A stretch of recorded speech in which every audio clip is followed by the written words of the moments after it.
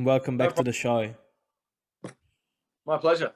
It's been a nightmare last week, and I was trying to edit the first episode that we did, and I could hear your voice perfectly, but my voice was just annoying. I couldn't hear Yeah, myself. So yeah, I know. That's how I was receiving it on this end as well. yeah, so thank God we Yeah, tried it, and now we fixed it, and now it works. So yeah. how's your week been? My week has been fantastic, my man. Just been doing a Yeah, bit of work, doing my leather work, doing my bees. Been great. that's good. That's good. So, if you don't mind, just introduce yourself to the audience. Tell them what you do, where you live, what your passion is, and then we go from there. Yeah, no problem. My name is Scotty. I'm a beekeeper, Australian organic beekeeper. So I travel around South Australia, putting beehives on orchards, pollinating orchards, supplying honey. I also do moccasins. So I custom make leather moccasins, handbags, and things like that. So I live like the market life. So I drive around. I don't sell my things in shops. I sell them in at like Sunday, Saturday markets, at music festivals, and things like that. So yeah, I have the week off, basically getting my stock ready, looking after my bees, and then on the weekends I chase up markets and festivals and things like that. Okay, that's something that probably I need to learn how to do it, because market could be the way to go for me too with my bread For and stuff. definitely, Yeah, yeah, for sure. so many people have tried to push me into that side, and I'm still hesitating. I don't know why. Maybe I'm afraid. Maybe I know that my kids need me on Saturdays and Sundays, so they will take me away from them. But Yeah, maybe we need to go.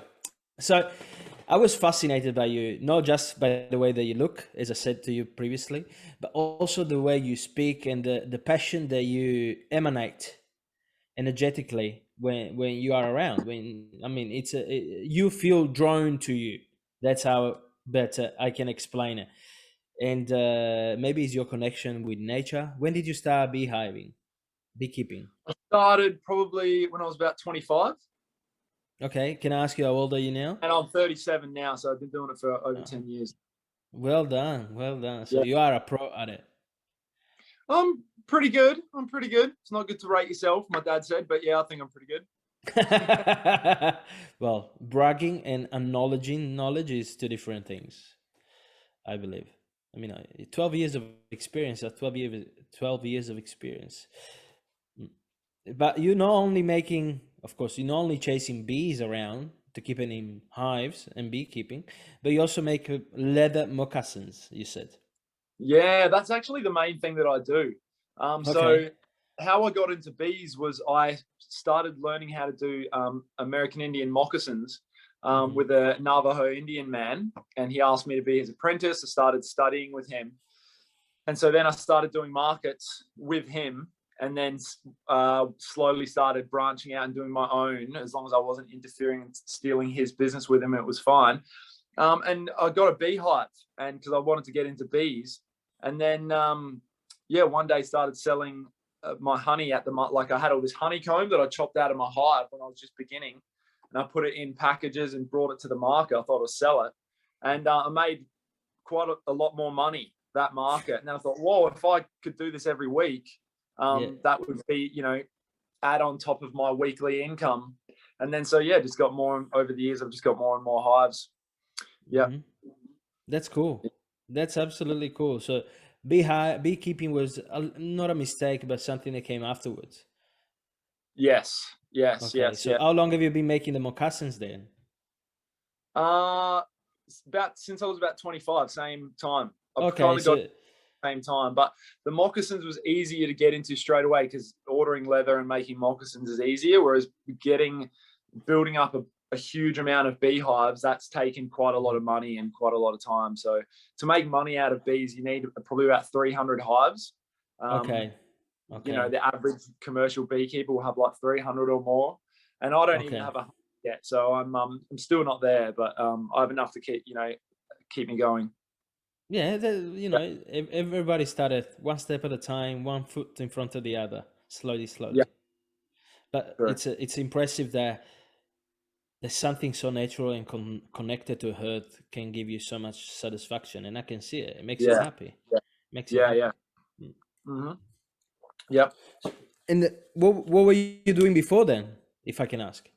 Well, when I was 19, I started a furniture removal business. It was Okay. like a family business that my dad was involved in.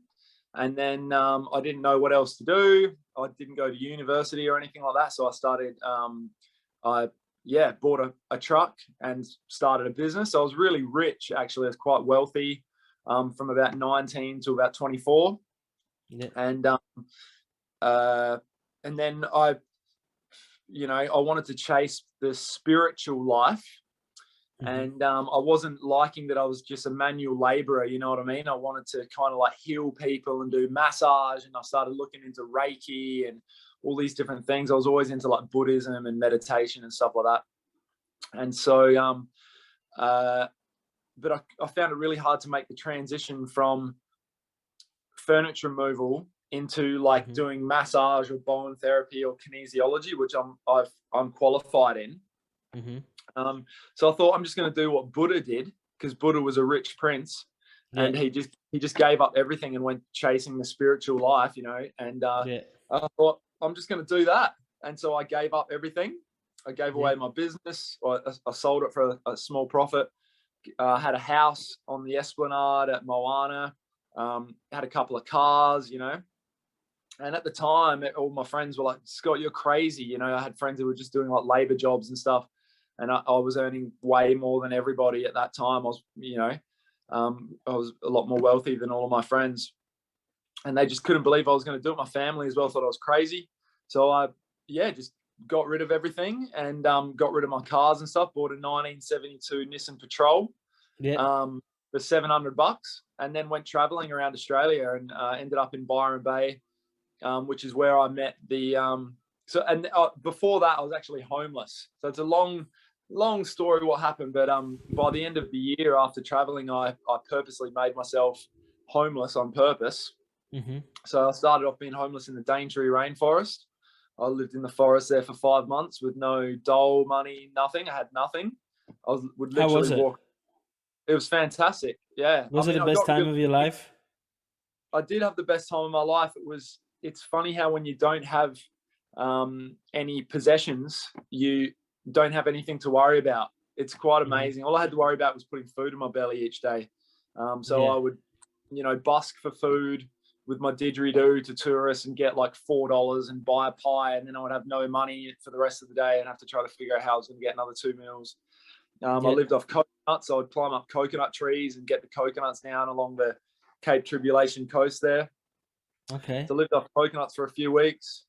And then ended up back in Byron and was homeless in Byron. I lived that's where I met a lot of the indigenous people in Byron.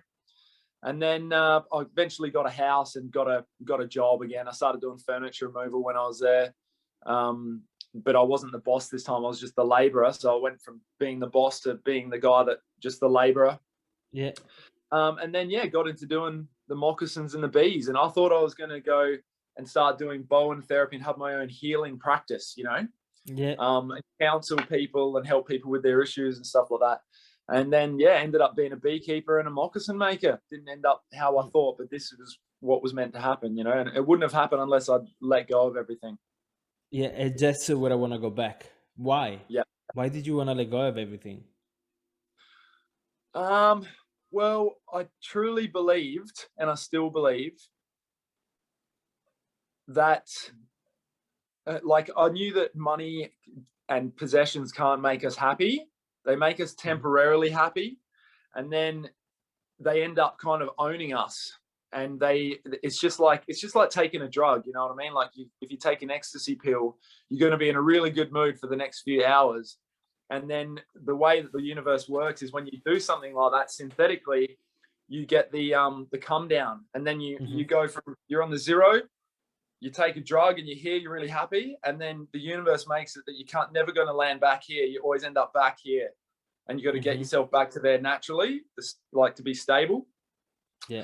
And so anyway, it's the same with materialism as well. So I had a lot, and I thought I'm just going to give away everything because I made a pact with myself when I was 18 that God was the most important thing for me. And nothing in this world matters. I just wanted to be, at the time, I wanted to become like enlightened, like a Buddha or a Jesus. So I just knew that if I gave everything up, I would somehow build everything back up again. I just had Mm-hmm. to. It's hard to explain. It's like when you're building a wall that's cracked, rather than Yeah. trying to fix the cracked wall and then it cracks again, and then you keep patching it up. You just got to tear the whole thing down and start fresh. And that's Mm-hmm. kind of the way what I wanted to do with my life. And That's it's it. worked. It really paid off. That's impressive. How did it pay off? What? And I believe that so this is just one assumption that I have.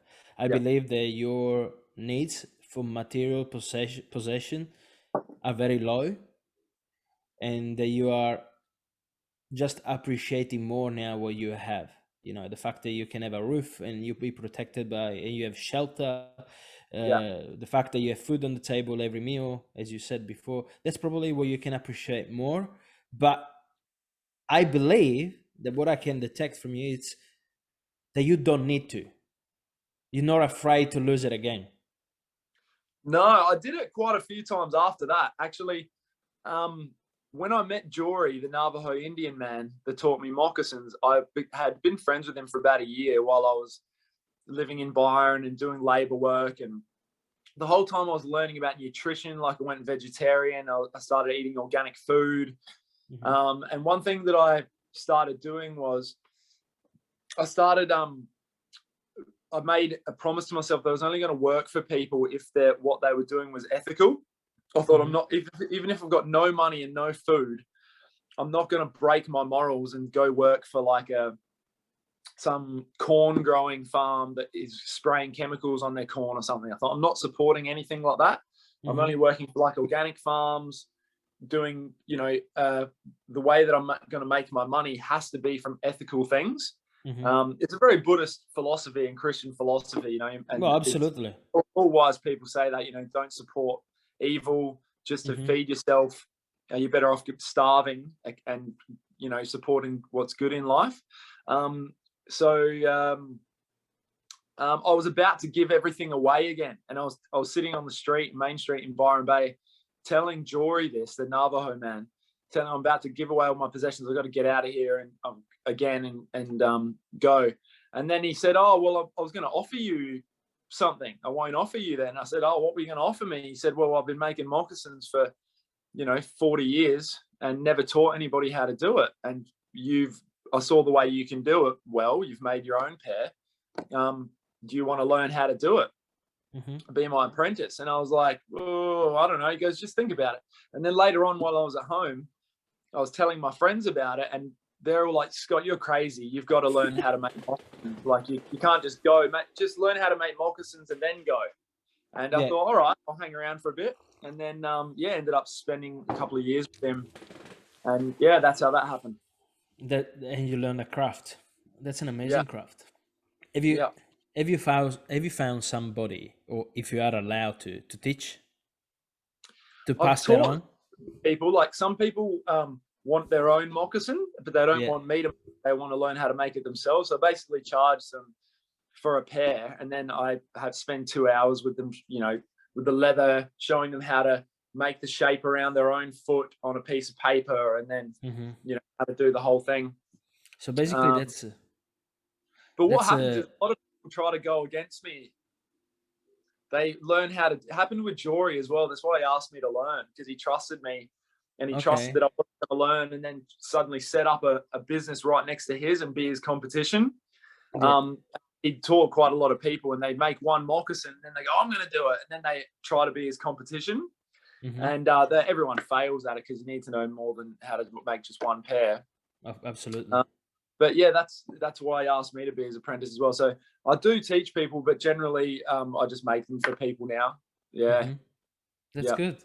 And you make them. Let's say I want to buy a pair. How does it work if you are at the market? You make them there? Yeah, I make them on the spot. Yeah. So I spend my weekdays sewing moccasins. Yeah. I've got here. Yeah. Show me, So please.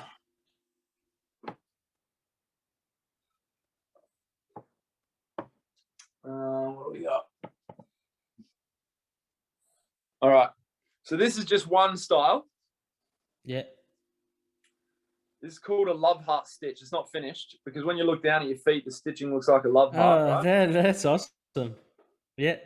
I don't know if you can see that. Yeah, I can see it. I can see And then, so what happens is the person comes along, puts their foot in here, Yeah. and wherever their heel comes to, I do a special thing, and then that ends up being fit around their foot. Okay. So here's one that I've custom fitted. This is the different style. This is Apache Indian style. Yeah. Side seam Apache. Yeah. So it's one bit of stitching that goes all the way from the front, all the way around the side. Yeah. To the back. Yeah. So this hasn't been worn yet, so it doesn't look quite right. But that's a But pair it looks beautiful. long. It was long out here, and then I've like custom fit back. And then I've got a pair here. That's my pair. I've only just worn a hole in them. Can you patch them? Wearing them for about 4 years. Yeah. That's a moccasin. Yeah, it's beautiful. That's another style. It is indeed. Start off without the back being finished. It just starts off open. Yeah. And then I custom fit it to their foot. So I've got lots of different styles and different widths of shoe. Some are wide, some are narrow. So basically, I've got like a whole box full. And people come along, find the one they want, and then half an hour later, they've got a moccasin. What happens if you make a hole? Can you fix them again? Well, some people I do. I've got pairs. Where are they? Got a pair here. I've just put a sole on.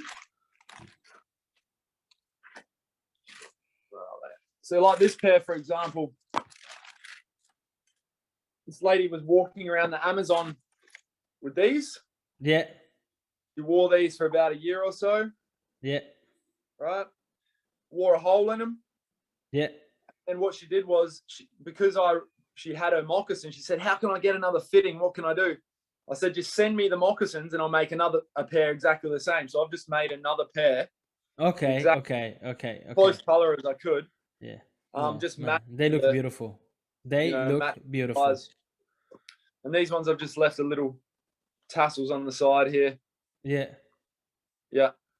They look awesome. I cut them off. I've just left them just for now. Yeah. Well, they look good with a little wing on the side.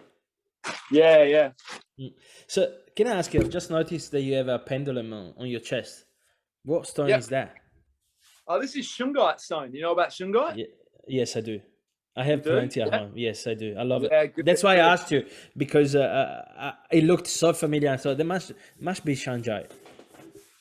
Yeah. Where did you get it from? Russia? Yeah, it's from Russia. Yeah. Have you started putting it in your water yet, Giuseppe? Pardon? Do you use it in your water or just around your bedroom? Yes, I do have it in my water. Yeah. I have a few chains. I have some bracelets, and I have the big stones, pyramids, and some round stones. But I prefer the 90% one. Yeah. So this one is a bit less because you can't actually drill through it. You can't drill through this. No, you can't. So that's been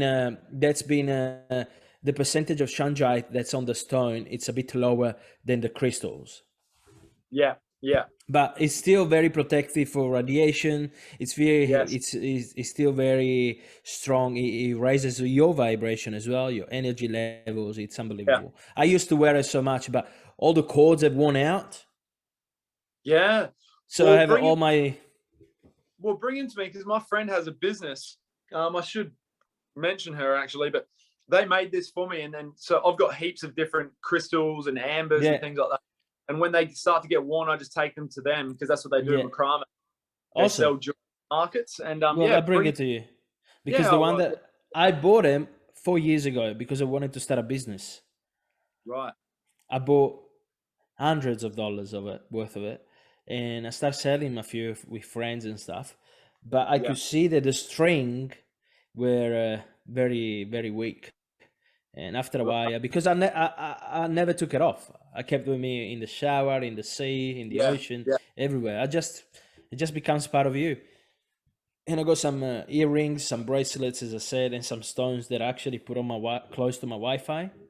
Yeah. I have a little cup with all the crystals. I have the bottle of water with the crystal at the bottom. That's Yeah. good. Yeah, I love it. I do believe in that. I believe in that deeply, and I'm a strong believer that everything that's on this world can heal us and make us better. So I don't think there needs to be so much chemicals everywhere we are. We should be Yeah. just less greedy. That would be Yeah. a much fixer. If we all less, if we will all be less greedy, it will be a much better place. I bought some of your bread the other day. Did you wear? You do the organic Kamut Yes, I bread at did. the Yeah, Pasadena? Yeah, yeah. yes, I I made it. saw a pile on the. You weren't there, but I saw a pile of them, and I've got it in my Oh, good. kitchen. Yeah, that's a very ancient grain from that comes originally from Turkey only. It's been spreading around. Wow.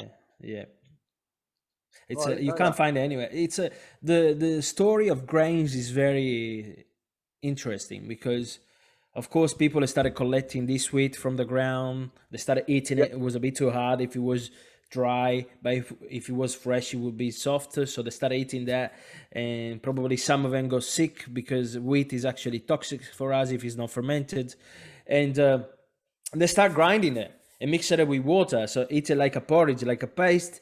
And then they started cooking it on some hot stones, and that's how they kept it with them for a longer time. You know, like flatbreads, bring it with you and have it. And then the Egyptian are the first one to be recorded historically to be making sourdough. So they started fermenting the sourdough. But human being have been selecting the best crops over the millennials, Yeah. over the millenniums. So what we have now is just most of us probably genetically modified, but if you find something organic, it's probably something that way back people have selected because it gave more yields, it gave more structure, it gave more nutrients. Yeah. So unfortunately many other species have been lost. So Kamut is one of them, acorn is one of them, some ancient spelt is unbelievable because it's the closest to the first spelt that you can find, Wow. because naturally it's got a shell around it that protects it from anything, and people didn't want to eat it because it was too hard. Yeah. So if you go with spelt, that's the ancient grain you can have. It's unbelievable. When I was researching about this, I was very impressed. But as you can see, spelt has got a different color of any other wheat, Yeah. Yeah. any other cereal. It's got that What about rye? slightly reddish. Rye, it's a grain that comes especially from very cold weather locations. So Okay. that's why it comes. You can find probably the best place where to grow in Australia would be Tasmania, Yeah.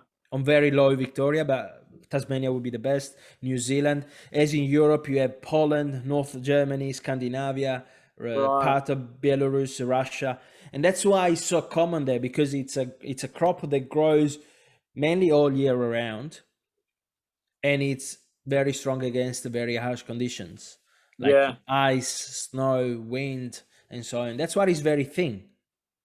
If you see the grains, I have some here. I don't know if you ever seen the grains of rye. They're very thin. It's like rice. It's Right. like a Okay. basmati rice. And that's probably just because the wind can go through. The thicker is the grain, the more it acts like a sail. And it moves Yeah. the plant and makes the roots suffer. So that's why the grain of rye. This is just my theory. I just try to Yeah. think about Yeah. things and develop my theories. And I believe it's thin because that way. It's like the Chinese eyes. They are very close because of the strong wind they were in Mongolia. Right. Yeah. That's why they used to keep their eyes very close. So they developed that structure now. Right. Okay. Yeah, and yeah, grain. I mean, I'm fascinated by the world of grains because I'm into it, and one day I want to be able to collaborate with some millers to be able to create my own blend of different Yeah. grains and make the bread with that and put a flag in Australia. That's the best bread that you can have in Australia by 10,000 folds for what concerns nutrition, fermentation, gut microbiome, and Yeah. ecologically as well. Yeah. Sustainability. Yeah. That's what I Yeah. want to do. You know, the Aboriginals had their own grain of wheat I'm and sure they barley. did, but I don't They know what's the did. name. They were farming it. So so you know how like wheat, right? Is just people don't realize everyone's growing wheat out the back on their lawn. Exactly. Yeah, Because wheatgrass. if you just mow over, it turns into grass, and if Yeah. you stop watering it, it'll shoot up and put out wheat. Right? Yes, exactly. The types of wheat is just grass, like wheat grass. Yes, yes. So They all grasses. yeah, so there's types of wheat that the kangaroos like eating. It's called like kangaroo grass and stuff. And Okay. the early settlers that came to Australia, they have records of like 9-mile long fields where the Aboriginals had harvested and had piles every 100 meters of a ton at a time of piles of this native barley, native wheat, all drying out, and then they That's processed. amazing. They had massive grindstones. They'd grind it and make damper and things like that. Yeah, And yeah, so, yeah. and then so what happened was the early settlers, they couldn't understand why there was these open areas, because they were growing yams and wheat and stuff under the ground, like yams under the ground, but the top pushes up and the yams are underneath. Yeah. And wheat and barley. And so what happens is, because the early settlers had lots of crops, like Native plants. Like sheep and cattle and horses, and the cattle and the sheep, the flocks would naturally gravitate to these open areas where there's grass shooting out. They don't want to be in a forest with big trees and stuff. So they'd go to these areas, and the settlers would bring their horses in to feed off of what they, off of these areas. And then the Aboriginal people come back and go, hey, this is where we're growing our food here. And because there was a language barrier, and there's no fences, you know what I mean? It doesn't look like a white person's farm with a fence around it in a square. It'd just be like some random patch of area in between. And then there'd be like huge arguments would break out. And basically the settlers couldn't understand why the Aboriginals were getting so pissed off about it. And it's because they were letting all their horses and cattle eat all their food for the year. And that started a lot of wars in the early when settlers 1800s. I believe you so much, because I met this Aboriginal lady that I dated for a very short period of time, that she told me that in the country where is she from, in the location where is she from, in Queensland, if you go into some other native Aboriginal territory, you can't go over 10 meters. You need to wait there for somebody to greet you. And there is no barriers, as you said before. They just know that's not mine. I can't go further. And I wish, and this is probably, I don't understand what they went through, but I wish the Aboriginal were more inclusive of people like us that want to know, because you can't go there. If I married to this lady and they would do some feast or some party, I couldn't be part of it. But if I had a son with this lady, the son would be able, because he's got blood, Aboriginal blood. And that's what I find a little, unfortunately, from my point of view, that's why you actually locking yourself. You're not protecting yourself, because the world, even though there are some evil people, there are some good people, and they want to become part. They want to understand that if you get some other Caucasian, European, American, whoever they are, that want to know your culture, you should bring them in. And that's my belief. Yeah, no, you're right. I can understand why they'd be a little bit annoyed after everything that's happened. They tried to be inclusive at the beginning. Yes. But anyway. It's another topic. But yes, that's fascinating. I need to research into those native Australian grains. I really want to know, because I believe that the guy that started farming them. Pardon? There's a guy that started farming the native barleys and stuff, because they grow amazing here, because obviously they absolutely climate, they've been here for thousands of years. It's normal. They're gonna strive. And one of my beliefs is that the weather in Australia is very strange. It's either very cold, it's either very hot and very dry. It's not very moist. So the grains will produce the best bread ever, because the amount of protein that are in the seeds, because it's so dry, will be unbelievable. Yeah. I'm confident in that. So I want to research it. If you know somebody that does that, just send me a contact. Or I do know a guy. I'll put you on to him. Yeah, it would be nice to spread Sure. my wings and see what I can do with them. That would be amazing to get you to make like a sourdough out of Yeah, some of the native grains. Oh, that'd yeah, be I cool. want to do that. I want to do Yeah, that. I want to do that. yeah, Absolutely. Yeah, I was chatting with a lady on Instagram half an hour ago, and she was just asking me for recipes, and then I ended up at the end of the conversation, look, I'm gonna send you a loaf of bread.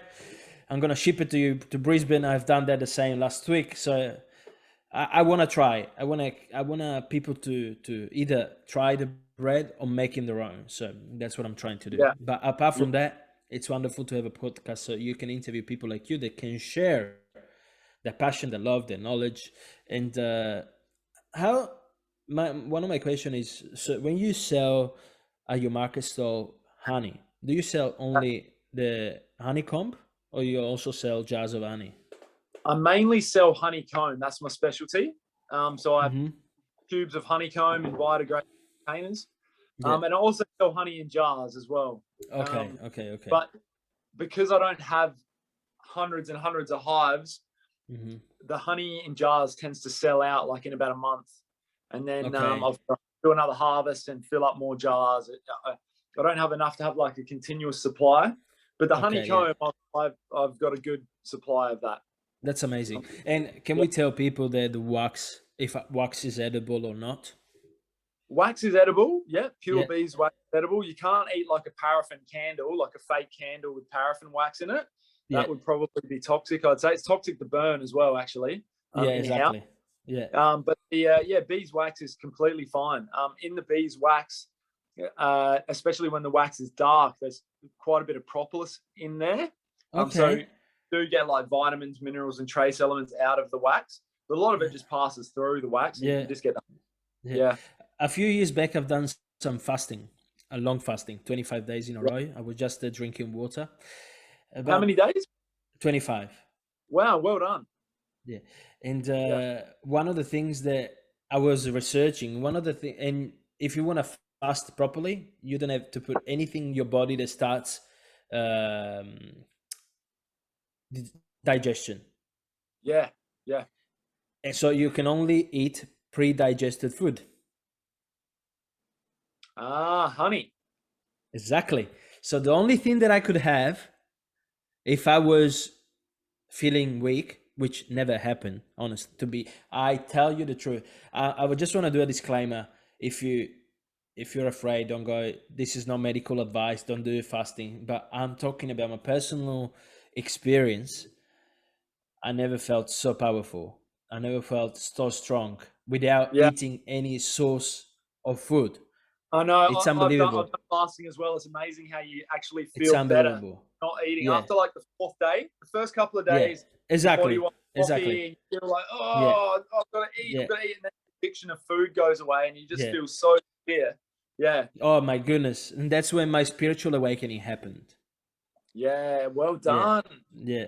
And that's when I felt I could see between my hands the energy moving around. And I was Wow. just sitting still for minutes just to try and look at it. These particles moving around. And I wasn't dement. I wasn't silly. I wasn't crazy. I was very aware of everything that was happening around me. I believe it. I believe it. Yes. You know, all Yeah. the wise people, all the wise gurus, Yeah. they all have the same story where they all fasted for 40 days and 40 nights.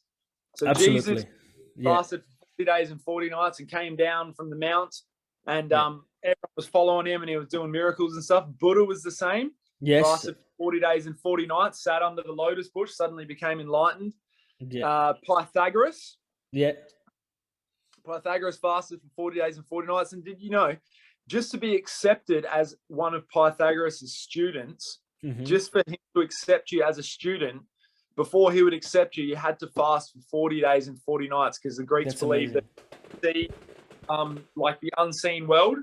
So Yeah. before you could be a student, you had to do a 40-day fast, and then you would be accepted as a pupil Yeah. after that. Oh, I believe you. I think, Yeah. as I said before, it's a disclaimer. If you don't do it, but if you want to do it, just seek medical advice. Go and make your own research. Yeah. So It's almost very worth telling important. people to go seek medical advice, Giuseppe, because what are the doctors going to say? They're going to be like, "Oh no, fasting's bad. Don't do that. You need Well, to eat but food." Go and have some I ice need jelly. I need to cover my ass. I need to cover my ass because this is public, and I don't want people to die because of me. So I just want people to make their own research, as I did. I wish I stayed longer, and I wish I broke my fast differently than I did. How did you break it? For Christmas. So you can imagine. I drank a beer, first thing.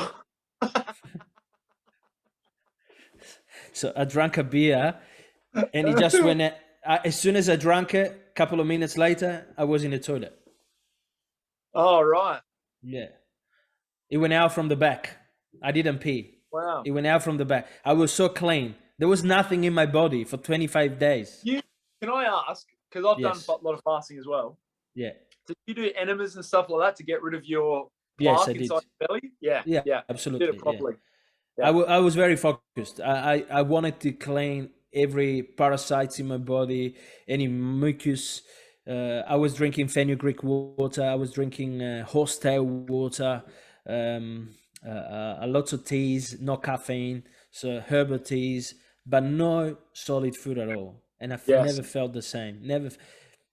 I only look. I was living in Victoria. I was commuting to Melbourne because I was living in Mornington Peninsula. It would take me 2 hours to go there. So I would wake up at 3 a.m., drive for 1 hour, catch the train for 1 hour, don't eat anything, work for 8 hours, come back home and go to sleep at 7 at night.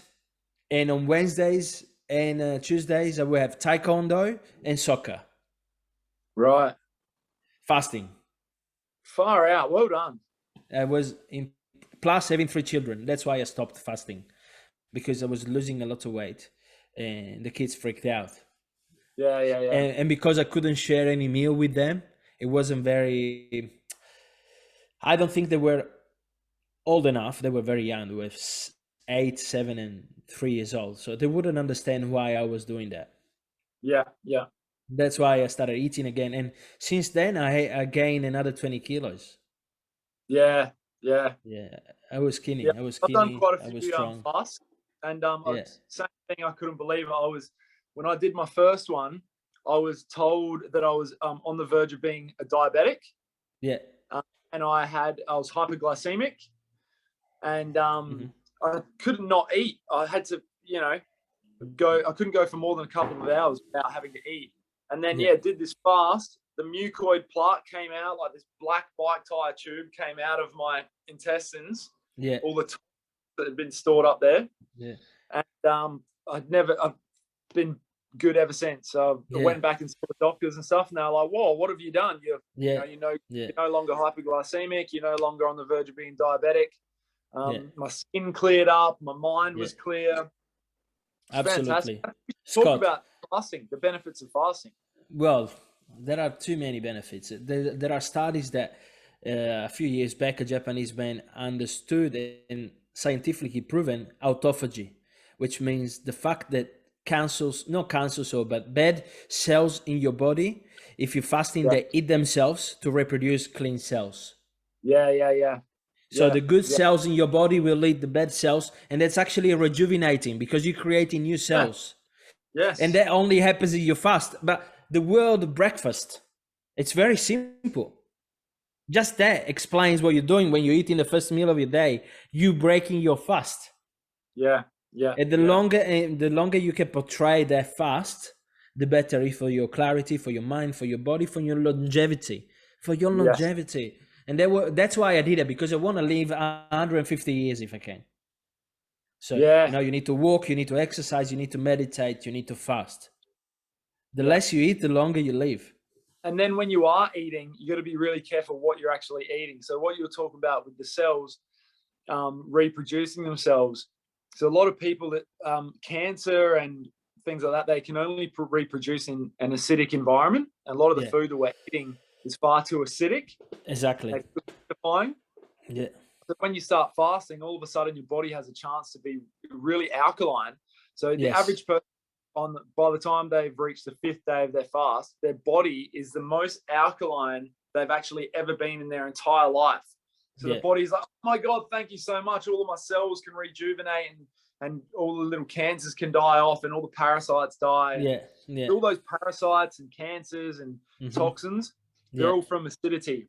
Yes. So when we continue to put in acidic food, like processed sugar, soft drinks, wheat can be bad if it's not fermented and stuff like that. Exactly. We're feeding all those parasites, we're feeding the acidity, and we actually keep those parasites alive by feeding them. So the only way to get rid of them is to starve them to death. And so by fasting, all the parasites can't reproduce. Exactly. Because those parasites are actually controlling what we're eating. Yes. The microbiome. Yeah, we've got them in our stomach and in our bloodstream as well. Yeah, in the intestine. So if the average person goes and eats like a salad, their parasites start telling them that they're not full. So someone eats like a really healthy salad, but because there's no processed sugar or carbohydrates in there, all the parasites start sending out hormones saying we're hungry, and it makes you feel all lethargic. And people, you get these people that say, man, I just don't feel full unless I eat like meat and potatoes and bread and stuff, Absolutely.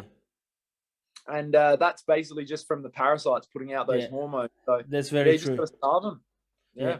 To alkaline my body, as you said before, I follow this Sicilian guy from Italy, from South Italy, very old. And he told me I was watching his video, and he said to drink clay water. So I bought this ventilated clay from France, pure. Bentonite clay? Yes. Yeah. That you can put on your scars, on your skin, on your teeth if they're sore, everywhere. And you can drink the water that's filtered through it as well. So what I would do, I would put 2 tablespoons of clay, mix it with 2 liters of water, leave it in the sun for 48 hours so the sun can radiate the water as well, because what we eat energetically is sunlight. Yeah. When we eat leaves, when we eat grains, when we eat plants, when we eat meat, if you are a meat eater, what do your meat source eat? They eat plants, they eat sunlight, photosynthesis. So the same thing we do. Energy, we eat energy. And I was drinking that, and he said also to drink lemon juice every day, but in increased amounts. So you go from 1 to 9 in 9 days. So, and when you get to 9 days drinking 9 lemons, it's crazy. And of course, even though people think that lemon is acidic, it's actually very alkaline. Exactly. Yeah. So, and then you do 18 days of lemon juices. First thing that you do in the morning.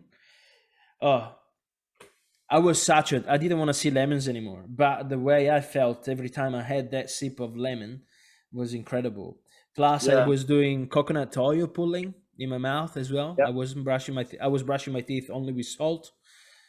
Just everything that I could do to start that's what gave me so much knowledge. I started reading at the time. I started exercising, meditating, praying, gratitude messages every night and day. It just I switched completely. Yeah, good job, man. It was incredible, and I want to do that again. I want to do that again because I can see that I'm slowly drifting again. On the unhealthy path, and that's why I gained weight. Like once a year is a really good. Yes, that's why the Islamic do it. The Muslims do it. Ramadan. Right. In every Christian, like the Jews, the Christians, and the Muslims, they're all basically the same religion, really, in a way. Yes. Yeah. But the Muslims they actually know why they do it. They actually fast, and they know it's good for their body. Whereas the Christians and the Jews, they know that there's a fast in there, as part of their religion, but they don't really know why they do it. Very important, actually. Jesus spoke about it in one of the Gospels. It's not in the Bible, but Jesus talked about doing fasting for 7 days, and then you get a harb, which is like a vine that they used to fill up with water, and they used to make the pyramids and stuff level. So they'd have one side of the vine, another side of the vine, and when it's full of water, wherever the water is, that's completely level. It's more level than using a lake, right? Yeah. I can understand that. Yeah. And they would also use them to put over their shoulder and wrap around and fill them up with water and carry water with. And so he talks about fasting for 7 days, fill up a harb, a vine, it's 3 times the length of your body, fill it with water, tie one end to a tree, and then stand your head and put the other end in your rear end. Yeah. So he was talking about fasting and then doing enemas to get clean out the plaque in your intestines. Yeah. And but that's not in the Bible, unfortunately, that one. Yeah. You know how much I was drinking at that time? I was drinking between 6 and 8 liters of liquids every day. Wow. And even if doctor says don't drink too much because you're going to die, because you're going to deprive yourself of minerals and vitamins, my wee was white. I could drink my own wee, but how clear and clean it was. Yeah. My own piece. And I promise, I never felt better. I have only good memories of that time. Only good memories. Yeah. I never felt weak. I never felt like I wanted to sleep longer. Just incredible. And yes, going back to the honey, that was the only thing I could eat because it was pre-digested by the bees. And I would blend it with aloe vera. Wow. I would blend it with garlic essence oil. I would blend it with thyme essence oil. Just everything that wouldn't start my digestion. And every day, every morning, as soon as I wake up, after my lemon and my coconut oil pulling, I would have a teaspoon of that and then go on for my day. Fantastic. Yeah, it was awesome. Everybody should try and have a little teaspoon of honey in the morning as breakfast. Yeah. That would be the best. Yeah. For and sure. imagine with a bit of wax that's basically oil, that would be amazing. Yeah. For them. Yes. And what else? Scotty, you're a surfer? We haven't touched that today. Yeah, I used to surf prolifically, but not anymore. Don't surf as much anymore. It's too far to drive. Yeah. I could have gone to Yorks today with my friends, actually, York Peninsula surfing, but that's far. That's 4 hours to drive from where we are. Yeah. No, it's too long. Wait, I think time is too precious, and we can't waste it driving, especially with the price of petrol today. If we're going to camp up there for a few days, exactly, but a day trip, 4 hours, spend 2 hours surfing, and then drive all the way back. It's like, nah, I've got some things I've got to do at markets to get ready for. Yeah. Well, Scotty, I think we said a lot. Just before you go, when's your next market and where it's going to be? So people can find you? The next market is on Saturday. I'm at Willunga Market. It's in a little market in Willunga, right next to where quarry markets are. So anyone who wants to get along on Saturday morning, there's 3 different markets on in Willunga. There's a food market. There's the market that I'm involved in, which has got food and crafts. And then is it in the same location? Market. It's pretty much all in walking distance, the 3 markets from one another. Yeah. And then just down the road, you've got beautiful beaches and stuff as well. So anyone who's looking for something to do on Saturday, come along, bring some cash, and buy some moccasins. It's only cash there? My stall is only cash. Yeah. But all the other, I'm pretty sure people accept cards and stuff, but I don't do that. I cash only. I'm trying to cash alive, Yeah, that's okay. I understand it. Do you have an Instagram page where people can follow you and see where your journey goes? Yep. My Instagram page, I've got 2, is Scotty Rainbow. So Scotty with a Y, Scotty Rainbow, one word, Scotty Rainbow. And then my work Instagram, which is pretty new and doesn't really have much content on there, is called Honey Moccasin Man. One word, Honey Moccasin Man. Whoop. That's okay. Well, that's blacked out, but that's okay. Yeah, sorry, my battery's going flat. That's okay. So thank God we finished it, and thank you so much for being on the show, guys. Go and follow this guy, support him. Go and see me at Willunga. How often are you at Willunga? Probably a couple of times a month, and then I also do Sterling Market, and there's a few other markets around the place that I do. And do you put your location on social media before you attend them? Yeah, I do. Yeah. So the morning before, I share it on there. Awesome. And we'll see you there. I might come past this Saturday at Willunga then. Yeah, do it. Bring some bread. I'll trade you some bread for some honey. I will. It's a baking day for me Saturday, so. Is it? Yeah, hey, I supply a shop. You're talking about doing the market life, and you said that, well, your kids need you on the weekend. You've got to see your kids on the weekend. But keep in mind, if you do the market life, you're doing the markets on the weekend, but you'll have the week free. Yes. So you might have more time to see them during the week. You know what I mean? And then, Yeah. you know, it might work. I just thought. What if I give you some bread to you and you sell it on your? I give it for free. I'm gonna give it to you for free. You're gonna sell it, and then you give me a feedback of what the customers say. Yeah, you should. There's other stalls there that sell bread for sure. I'd love to sell organic. As long as it's organic, I'll definitely sell it. Awesome. Yeah. I'll make sure that it is. Yes. I'll go and get some organic flour because what I'm using at the moment is not organic, but it's South Australian from the Flinders Ranges. Yep. But I'll definitely get some organic flour. The one that I bought was organic that you made. So you use organic. lots of different flours, don't you? Yeah. That was organic, Kamut. And thank you so much, Scotty. I'll see you soon. No problem. Thank you, Giuseppe. My pleasure. Thank you for being the show. Giuseppe. Bless you, mate. Love you too. Keep up the good work, brother. Always. Thank you. Ciao. You.